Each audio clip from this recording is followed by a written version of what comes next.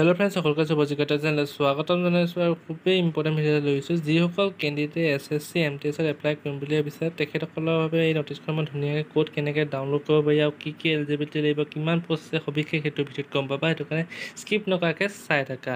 ইয়াত তোমালোকৰ প্ৰথমতে SSC যি অফিচিয়েল ৱেবছাইট আছে ssc.gov.in তোমালোকে আহি ল'বা। তাত অহাৰ পিছত তোমালোকে দেখিব পাবাই তোমালোকৰ কেতিয়া ওলাইছিলে। এইটো প্ৰথমে নোলাবলৈ তোমালোকে ছেকেণ্ড বা থাৰ্ডত আহিব, তোমালোকে পেজখন হেৰি কৰি ল'বা।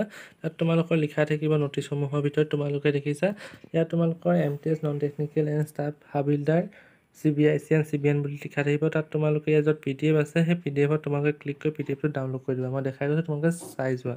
অকল এইখনেই হৈছে অফিচিয়েল ন'টিচ। ইয়াত সকলোবোৰ ডিটেইলছ তোমালোকে পাই যাবা। মই তোমালোকক গোটেই PDFটো বহুত দীঘল হ'ব, তোমালোকে মেইন পাৰ্টকেইটা তোমালোকক মই দেখাই দিব বিচাৰিছোঁ। প্ৰথম কথাটো হৈছে ইয়াত তোমালোকৰ 27 জুনৰ পৰা তোমালোকে অনলাইন এপ্লাই হৈ আছে আৰু ইয়াৰ 31 জুলাইলৈকে তোমালোকৰ অনলাইন এপ্লাই চলি থাকিব আৰু 31 জুলাই ৰাতি 11 বজাত ইয়াত তোমালোকৰ অনলাইন এপ্লাই বন্ধ হৈ যাব। আৰু ইয়াৰ যিটো লাষ্ট পে'মেণ্ট ডেট আছে, তোমালোকৰ পে'মেণ্ট যিটো কৰিব লাগিব 100 rupees, সেইটো তোমালোকৰ 1 আগষ্টলৈকে তোমালোকে পে'মেণ্ট কৰিব পাৰিবা। লগতে যদি তোমালোকৰ অনলাইন কৰোঁতে কিবা ভুল হৈছে তেনেহ'লে তোমালোকৰ কাৰেকশ্যনৰ কাৰণে সুবিধা পাবা দুদিন, 16 তাৰিখৰ পৰা 17 তাৰিখ দুদিন তোমালোকে 16 আগষ্ট আৰু 17 আগষ্ট তোমালোকে কাৰেকশ্যনৰ কাৰণে সুবিধা পাবা। লগতে ইয়াৰ যিটো ফাৰ্ষ্ট টায়াৰ এক্সাম হ'ব কম্পিউটাৰ বেছ এক্সামিনেশ্যন, সেয়া তোমালোকৰ অক্টোবৰ নৱেম্বৰৰ ভিতৰত অনুষ্ঠিত কৰা হ'ব।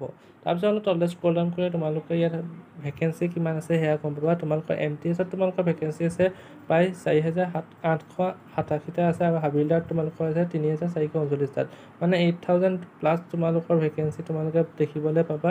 সেইটো কাৰণে তোমালোকে সকলো কেণ্ডিডেটে ইয়াত এপ্লাই কৰিবা। লগতে ইয়াত তোমালোকৰ ৰিজাৰ্ভেশ্যনো আছে তোমালোকৰ সকলো ক্ষেত্ৰতে। আৰু ইয়াত তোমালোকৰ মেইন কথা হৈছে তোমালোকৰ এজৰ কথা বহুতে সুধি থাকে, এজ কিমান হ'ব লাগে। তোমালোকৰ MTSৰ ক্ষেত্ৰত তোমালোকৰ 18 পৰা 25 বছৰলৈকে তোমালোকে জেনেৰেলসকলে এপ্লাই কৰিব পাৰিবা।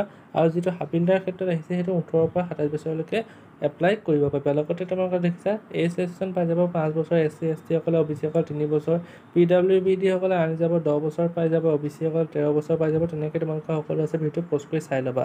তাৰপিছত তোমালোকৰ বাকী ডিটেইলছ তোমালোকৰ তলতে আহিছে। তোমালোকৰ এলিজিবিলিটি কিমান হ'ব লাগিব। এলিজিবিলিটি তোমালোকৰ চিম্পল মেট্ৰিক পাছ হ'লে হ'ব। তোমাৰ কোনো পাৰ্চেণ্টেজৰ কোনো মেনশ্যন কৰা নাই।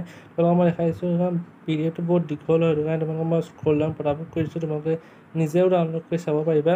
ইয়াত তোমালোকৰ চিম্পল মেট্ৰিক পাছ হ'লে হ'ব বুলি কৈছে, অৰ্থাৎ তোমালোকে 10 পাছ কৰিলে তোমালোকে 2টা পষ্টৰ কাৰণে MTS আৰু হাবিলদাৰ 2টা পষ্টৰ কাৰণে এলিজিবল হ'ব বুলি কৈছে। আৰু লগতে তোমালোকৰ MTSৰ কাৰণে তোমালোকৰ কোনো বেলেগ হেৰি বিচৰা নাই, অকল মেট্ৰিক পাছ হ'লে এপ্লাই কৰিব। তাতকৈ বেছি পঢ়া হ'লেও তোমালোকৰ ইয়াত কোনো ধৰণৰ প্ৰব্লেম নাই। আৰু ইয়াত এপ্লিকেশ্যন ফিজৰ কথা উল্লেখ কৰা হৈছে। এপ্লিকেশ্যন ফিজ তোমালোকে 100 rupees পে' কৰিব লাগিব। উমেন কেণ্ডিডেটসকলে, লগতে ST SC আৰু এক্স ছাৰ্ভিচমেনসকলে তোমালোকে পে'মেণ্ট নকৰিলেও হ'ব। ইয়াত তোমালোকে উল্লেখ কৰা হৈছে। আৰু যিসকলে OBC MOBC হয়, লগতে জেনেৰেলৰ তেখেতে 100 rupees পে' কৰিব লাগিব। তোমালোকৰ কেনেকৈ কৰিব পাৰিবা, তোমালোকে অনলাইন পে'মেণ্ট কৰিব পাৰিবা। তোমালোকে UPI, নেট বেংকিং বা ইউজিং ভিছা, মাষ্টাৰ কাৰ্ড, মেষ্টৰ, ৰুপে, ডেবিট কাৰ্ড আদি তোমালোকে এপ্লাই কৰিব পাৰিবা। খালি তোমালোকৰ 1 আগষ্টৰ ভিতৰত তোমালোকে অনলাইন এপ্লাই কৰিব লাগিব। আৰু যদি তোমালোকে অনলাইন এপ্লাই নকৰা তেনেহ'লে 31 আগষ্টৰ ভিতৰত তোমালোকে পে' নকৰা তেনেহ'লে গোটেই যি এপ্লিকেশ্যন হৈছিলে সেইটো কেঞ্চেল হৈ যাব। সেইটো কাৰণে তোমালোকে গোটেইবোৰ কমপ্লিট তোমালোকে জুলাইৰ ভিতৰতে কৰি ল'বা। লগতে তোমালোকৰ এক্সাম চেণ্টাৰসমূহৰ বিষয়ে মই উল্লেখ কৰি দিছোঁ। তোমালোকৰ এক্সাম চেণ্টাৰসমূহ ক'ত হ'ব, নৰ্থ ইষ্টাৰ্ণ ৰিজিয়নৰ কাৰণে তোমালোকে ডিব্ৰুগড়, গুৱাহাটী, লগতে যোৰহাট, এই 3টা চেণ্টাৰ আগৰ পৰাই আছে SSC ক্ষেত্ৰত।